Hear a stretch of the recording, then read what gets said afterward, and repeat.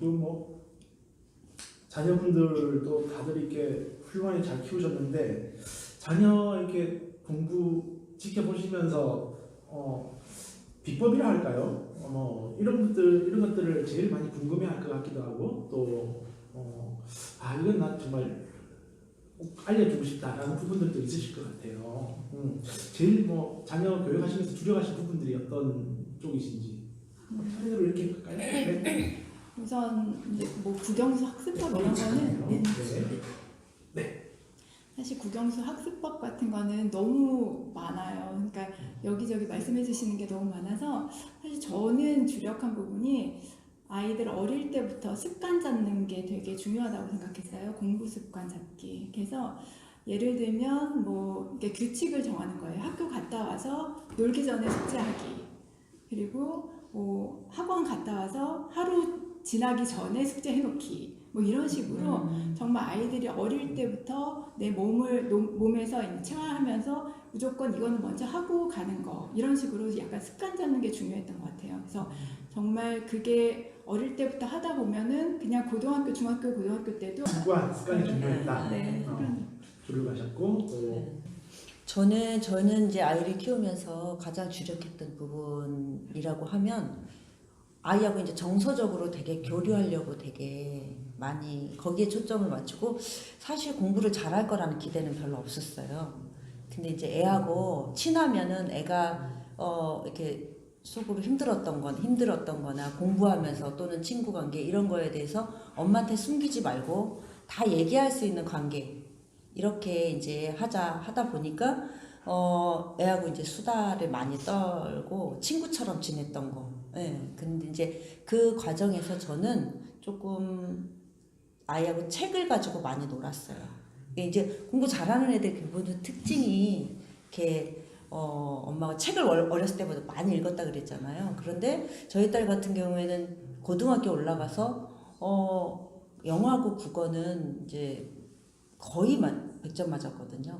네. 근데 이제 그거가 수학을 상대적으로 조금 선행을 하지 않고 올라갔는데 고등학교 올라가서 거의 얘가 공부하는 시간의 거의 80% 이상을 수학에 쓸 수 있었거든요. 근데 이제 그거를 할 수 있었던 거는 영어하고 국어를 얘가 공부를 안 해도 100점 맞을 정도로 탄탄하게 자기도 모르는 사이에 다져놨더라고요. 근데 그게 저는 어렸을 때부터 저하고 같이 책을 읽으면서 항상 책 내용을 애하고 굉장히 깊이 있게 뭐 같이 밥을 먹든 어디를 뭐 놀러를 가든 그냥 늘 눈 마주치고 그 얘기를 했던 것 같아요. 그런 것들이 얘가 그냥 책하고 굉장히 가까워지고 좋아하고 글 쓰는 거 좋아하고 뭐 어떤 책을 좀 깊이 있게 읽고 자기 생각을 말하고 쓰고 하는 거가 굉장히 저는 공부를 할 수 있는 탄탄한 힘이 되었던 것 같아요. 그래서 일석이조로 그 언어 능력이라든지 이런 거나 정서적인 거 이런 것들을 어렸을 때부터 많이 만들어 놨던 것이 이제 나중에 얘가 공부를 그냥 할 수 있는 힘 지금은 어떤 거든지 자기가 목표를 세우고 마음을 먹으면 그냥 하더라고 공부를. 그래서 이제 그럴 수 있는 힘이 저는 어릴 때 특히 초등학교 고학년에서 중학교 정도에 형성된다고 생각하는데 고등학교 올라가면 사실 성적이 안 오르거든요. 중학교 때까지 성적으로 그냥 대학을 가는 건데 중학교 정도까지 얘가 공부를 얘는 진짜 단연 1등이에요 이러지 않았는데 고등학교 가서 전교 1등을 하더라고요. 분당이 쉽지 않은 동네인데도. 그래서 저도 사실 좀 놀랐는데 이유가 뭘까 생각해보면 어렸을 때부터 엄마하고 이제 많이 이렇게 소통했던 거 하고, 그 다음에 얘가 고등학교 가서는 제가 이제 교육 전문 기자다 보니까, 입시 관련한 전략, 이런 것들을 이제 아이하고 많이 제가 좀, 지금 입시 읽어주는 엄마, 이런 거죠. 이런 것들을 이제 애한테 미리미리, 뭐, 세특은 어떻게 해야 되고, 이런 거를 컨텐츠를, 책 내용은 좀 어려우니까 제가 못했고, 어려워졌으니까. 근데 이제 입시와 관련된 것들을 아이하고 소통해서 얘가 헤매지 않게 해줬던 거. 그거가 이제 제가 대학 가기까지 좀 주력했던 부분이고, 공부를 스트레스 받지 않고 했기 때문에 지금도 굉장히 좋아요, 관계가. 예.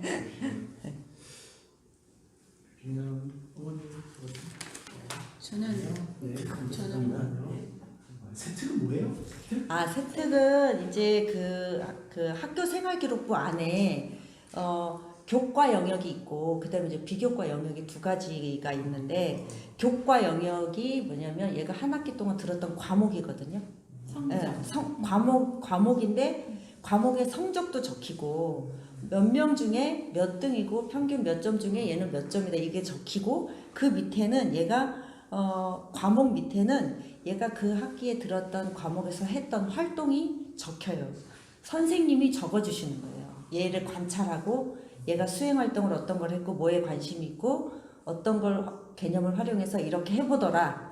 이런 것들을 선생님이 한 학기에 500자씩 생활기록부에 적어주시고 이거는 대학 입시에서 굉장히 중요하게 보는 항목이에요.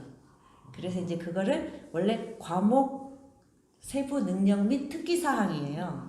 정식 이름은 근데 이제 이거를 줄여서 그냥 우리는 세특 이렇게 얘기하죠. 네. 그런 게 또 중요하다는 팁도 주시고. 네. 이런 것도 봤어요.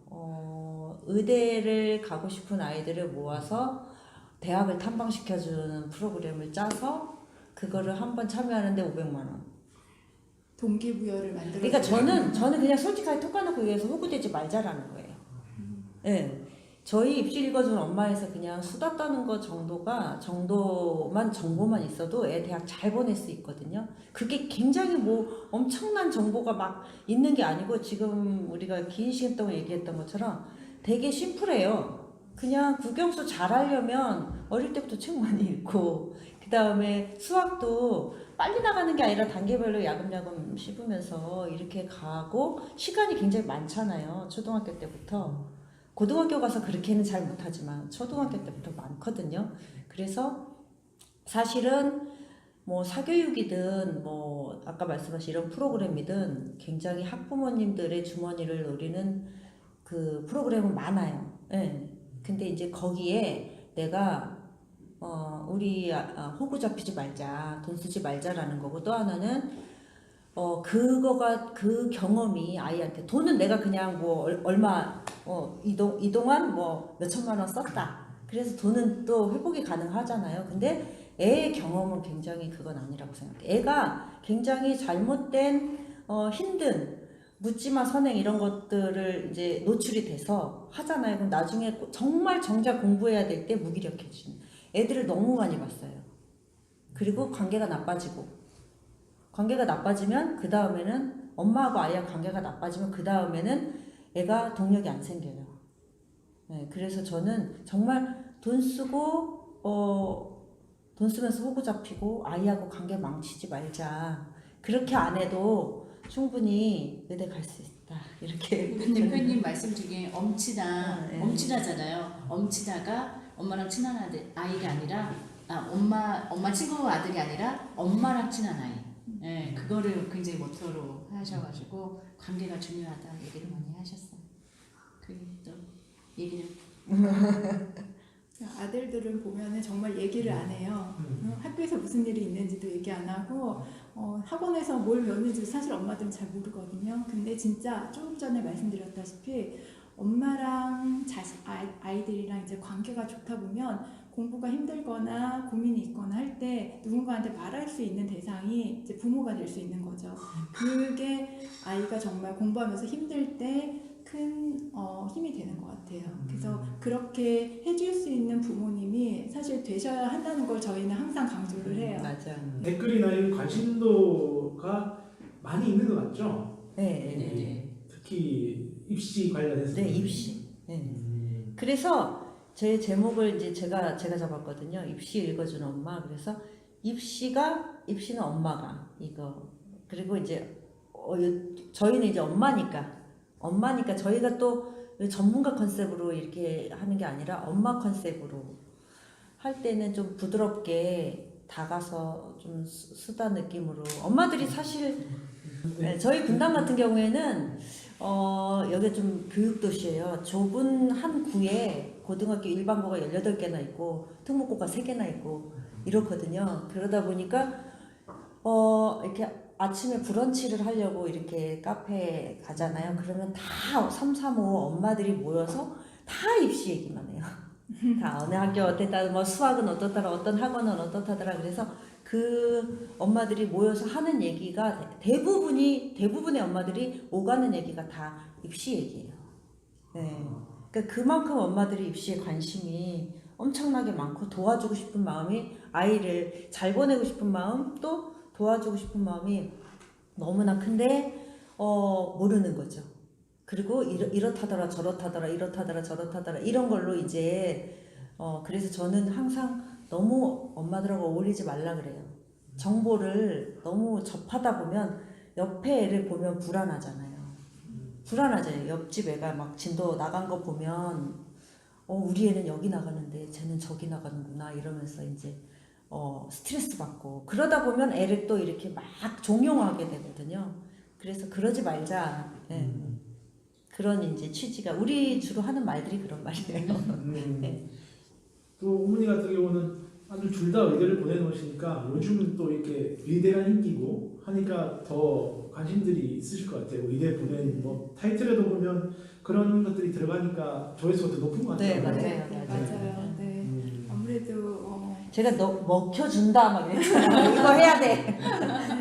아무래도 의대가 한 명 보내기도 힘든데 어떻게 두 명씩이나 그것도 좋은 의대를 이렇게 하면서 되게 많이들 부러워도 하시고 그리고 뭐 진짜 방법도 어떻게 하면 보내냐 이런 방법도 물어보시고 사실 그래요. 근데 사실 제가 뭐 친구들도 뭐 어떨 때 뭐 해야 돼 이런 얘기 참 많이 물어보는데 되게 조심스러운 게 내 아이한테 맞는 방법이 다른 아이한테 맞는다는 보장은 사실 없어요.